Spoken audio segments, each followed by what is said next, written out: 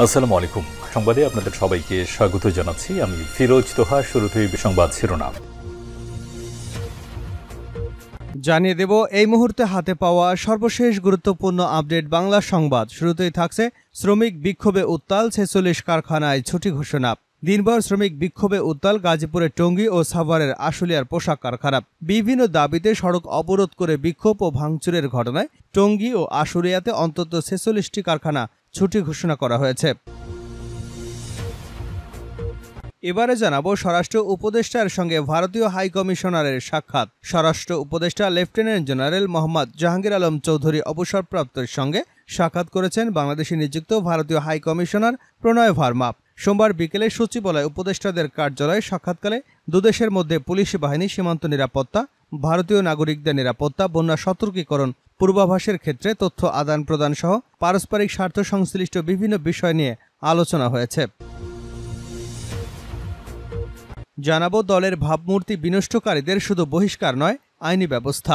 বিএনপির ভারপ্রাপ্ত চেয়ারম্যান তারেক রহমান বলেছেন, আপনারা দলের ভাবমূর্তি বিনষ্টকারীদের চিহ্নিত করুন, প্রতিরোধ করুন। দল থেকে শুধু বহিষ্কারের অঙ্গীকারী নয়, তাদের বিরুদ্ধে আইনি ব্যবস্থা নেওয়ার নির্দেশনা দিচ্ছে। এদিকে শিবচরে তুচ্ছ ঘটনায় পুলিশ সদস্য সহ দুজনকে কুপিয়ে জখম। মাদারীপুরের শিবচরে তুচ্ছ ঘটনাকে কেন্দ্র করে সংঘর্ষে এক পুলিশ সদস্য সহ অন্তত দুজনকে কুপিয়ে জখম করা হয়েছে। সোমবার দিবাগত রাত 8:30টার দিকে উপজেলার বাঁশকান্দি ইউনিয়নের খলিফাকান্দি এলাকায় এ ঘটনা ঘটে। জানিয়ে দেব সংবাদ সম্মেলন ডেকেছে বিএনপি। চলমান পরিস্থিতি নিয়ে বিএনপির স্থায়ী কমিটি সংবাদ সম্মেলন ডেকেছে। মঙ্গলবার দুপুর 12টায় গুলশানে বিএনপির চেয়ারপারসনের রাজনৈতিক কার্যালয়ে সংবাদ সম্মেলন অনুষ্ঠিত হবে। বিএনপির মিডিয়া সেলের সদস্য শাহরুল কবির খান এ তথ্য নিশ্চিত করেছেন। এবং সর্বশেষ জানাবো আন্তর্জাতিক সংবাদ। সরকার বিরোধী ধর্মঘটে উত্তাল ইসরায়েল, তোপের মুখে নেতানিয়াহু। গাজার একটি সুড়ঙ্গ থেকে 6 জিম্মির লাশ উদ্ধারের পর থেকে ভয়াবহ তোপের মুখে পড়েছেন ইসরায়েলের প্রধানমন্ত্রী বেঞ্জামিন নেতানিয়াহু। নিজ দেশের মানুষের কাছেই শুনছেন কটাক্ষ। জিম্মি উদ্ধারে তার ব্যর্থতার কথাই বারবার স্মরণ করিয়ে দিচ্ছেন ইসরায়েলিরা। এসব কিছুর জন্য নেতানিয়াহুই দায়ী, এমন অভিযোগই তুলছেন তারা। শুধু অভিযোগই নয়, সরকারের বিরুদ্ধে ক্ষোভ ঝাড়তে রাজপথে নেমেছে হাজারো মানুষ। রোববার থেকে সাধারণ ধর্মঘটের ডাক দিয়েছেন ইসরায়েলের বিভিন্ন সংগঠন ও রাজনৈতিক নেতারাও। এতক্ষণ শিরোনাম শুনছিলেন, এবার বিস্তারিত। প্রিয় দর্শক, আপনি যদি এই চ্যানেলে নতুন হয়ে থাকেন, ভিডিওটি দেখতে দেখতে চ্যানেলটি সাবস্ক্রাইব করে আমাদের সঙ্গেই থাকুন। আর এই ভিডিও সম্পর্কে আপনি আপনার মূল্যবান মতামতটি কমেন্ট বক্সে জানিয়ে দিন। আর হ্যাঁ প্রিয় দর্শক, জানিয়ে দিন ভিডিওটি কোথা থেকে দেখছেন। শ্রমিক বিক্ষোভে উত্তাল ৪৬ কারখানায় ছুটি ঘোষণা। দিনভর শ্রমিক বিক্ষোভে উত্তাল গাজীপুরের টঙ্গী ও সাভারের আশুলিয়ার পোশাক কারখানা। বিভিন্ন দাবিতে সড়ক অবরোধ করে বিক্ষোভ ও ভাঙচুরের ঘটনায় টঙ্গী ও আশুলিয়ায় অন্তত ৪৬টি কারখানায় ছুটি ঘোষণা করেছেন কর্তৃপক্ষ। সকালে কারখানার শ্রমিক এবং চাকুরি প্রত্যাশীদের ওই কর্মসূচি শুরু করেন। এ অবস্থায় আশুলিয়ার বিভিন্ন এলাকায় অন্তত ৩৫টি কারখানায় ছুটি ঘোষণা করেছে সংশ্লিষ্ট কর্তৃপক্ষ। অপরদিকে গাজীপুরের টঙ্গীতে বিক্ষোভ এবং ১১টি কারখানায় ভাঙচুর করেছেন চাকুরিচ্যুত শ্রমিকেরা।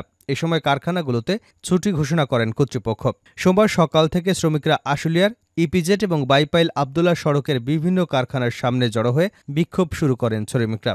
এক পর্যায়ে আন্দোলনরত শ্রমিকরা নবীনগর, চন্দ্রা ও বাইপাইল আবদুল্লাপুর সড়কের বিভিন্ন পয়েন্টে ব্যারিকেড তৈরি করে অবরোধ করেন এবং বিভিন্ন কারখানা লক্ষ্য করে ইটপাটকেল নিক্ষেপ শুরু করেন। এতে গুরুত্বপূর্ণ সড়ক দুটিতে তীব্র যানজটের সৃষ্টি হয়।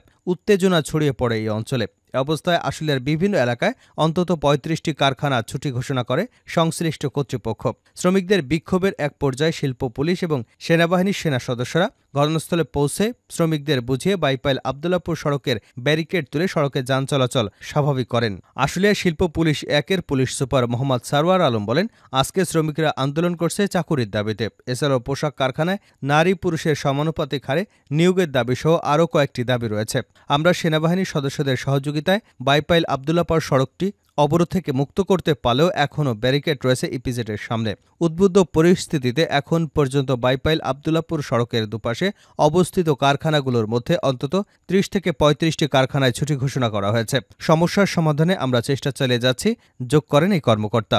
অপরদিকে সকাল থেকেই গাজীপুরের টঙ্গীর বিসিক এলাকায় বিক্ষোভ শুরু করে কয়েকশো শ্রমিক। এক পর্যায়ে বিক্ষুব্ধ শ্রমিকরা পোশাক কারখানাগুলোতে ভাঙচুর চালায়। এ অবস্থায় টঙ্গীর বিভিন্ন এলাকার অন্তত ১১টি কারখানায় ছুটি ঘোষণা করে সংশ্লিষ্ট কর্তৃপক্ষ। বিভিন্ন সময় ওইসব কারখানা থেকে যারা চাকরিচ্যুত হয়েছিলেন তারা এই ভাঙচুরে অংশ নেন বলে অভিযোগ শ্রমিক ও কারখানার কর্মকর্তাদের। স্বরাষ্ট্র উপদেষ্টার সঙ্গে ভারতীয় হাইকমিশনারের সাক্ষাৎ। স্বরাষ্ট্র উপদেষ্টা লেফটেন্যান্ট জেনারেল মোহাম্মদ জাহাঙ্গীর আলম চৌধুরী অবসরপ্রাপ্তর সঙ্গে সাক্ষাৎ করেন বাংলাদেশে নিযুক্ত ভারতীয় হাইকমিশনার প্রণয় ভার্মা।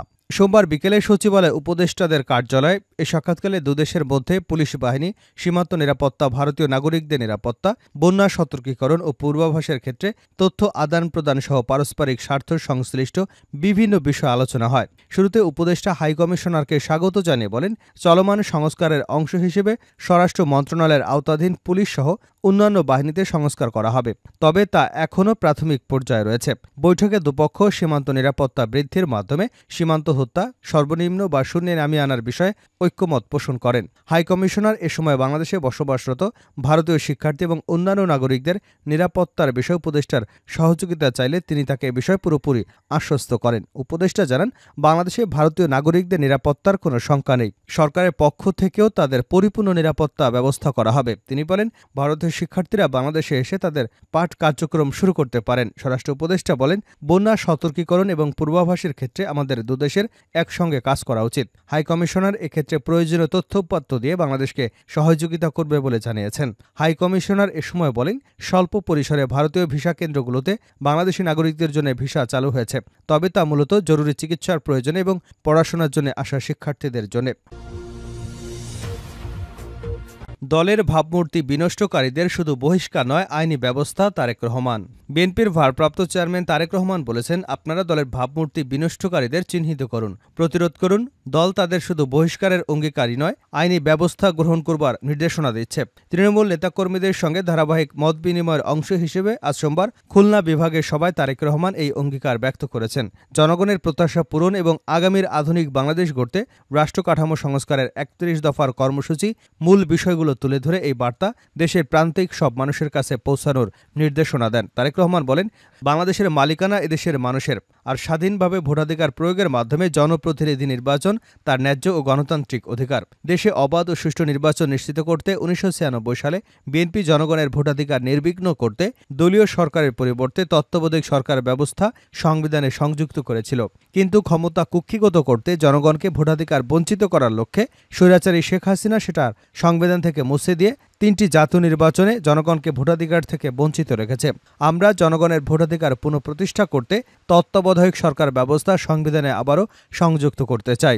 নেতাকর্মীদের উদ্দেশ্যে তারেক রহমান বলেন, বিএনপি দেশের সাধারণ মানুষের প্রত্যাশা পূরণের লক্ষ্য নিয়ে কাজ করে যাচ্ছে। মানুষের স্বাধীনতা, বাকস্বাধীনতা, শান্তিতে ব্যবসা বাণিজ্য করবার অধিকার সহ যেসব মানবিক অধিকার রয়েছে সবগুলো নিশ্চিতে বিএনপি বদ্ধপরিকর। ঢাকা ক্যান্টনমেন্টের মইনুল রোডের স্মৃতিবিজড়িত বাড়ি থেকে বেগম খালেদা জিয়াকে উচ্ছেদের প্রসঙ্গ টেনে তারেক রহমান বলেন, যে বাড়িতে শহীদ প্রেসিডেন্ট জিয়াউর রহমান বসবাস করেছেন, যে বাড়ির প্রতিটি ইঞ্চিতে তার এবং তার ভাইয়ের শৈশব কৈশোরের স্মৃতি জড়িয়ে আছে, যে বাড়ি তার মায়ের সংসারের সূচনা আর বৈধবের বেদনার সাক্ষী, সেই বাড়ি থেকে দেশনেত্রী বেগম খালেদা জিয়াকে অসম্মানজনক এবং অন্যায়ভাবে উচ্ছেদ করা হয়েছে। তা দেশবাসী দেখেছে। বিনা চিকিৎসায় তার একমাত্র ভাইকে নিদারুণ অবহেলায় মৃত্যুবরণ করতে হয়েছে। শিবচরে তুচ্ছ ঘটনায় পুলিশ সদস্যসহ ২ জনকে কুপিয়ে জখম। মাদারীপুরের শিবচরে তুচ্ছ ঘটনাকে কেন্দ্র করে সংঘর্ষে এক পুলিশ সদস্যসহ ২ জনকে কুপিয়ে জখম করা হয়েছে।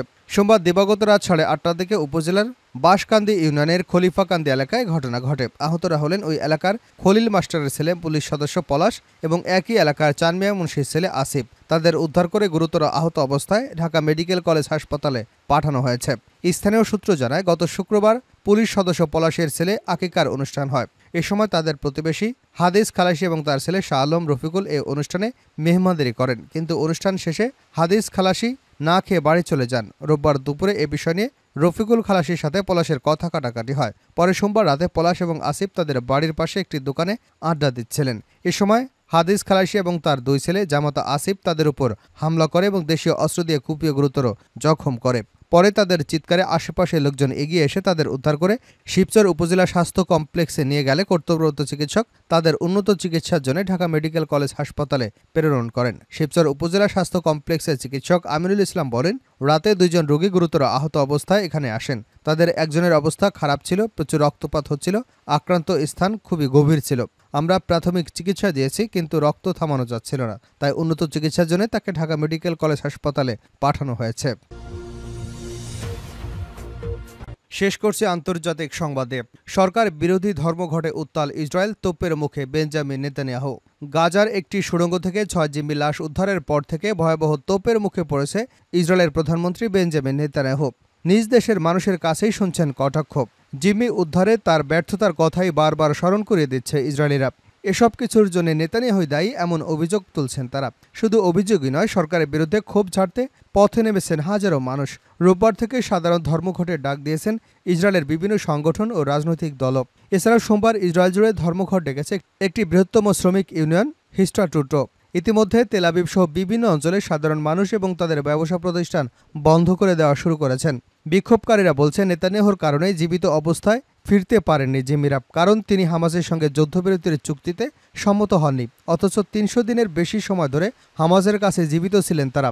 আল জাজিরার প্রতিবেদনে বলা হয়েছে, প্রায় 11 মাস আগে গাজার যুদ্ধ শুরু হবার পর থেকে ইসরায়েলে শুরু হওয়া সবচেয়ে বড় সরকার বিরোধী বিক্ষোভের মধ্যে রোববার রাতে বিক্ষোভকারী এবং নিরাপত্তা বাহিনীর মধ্যে সংঘর্ষের খবর পাওয়া যায়।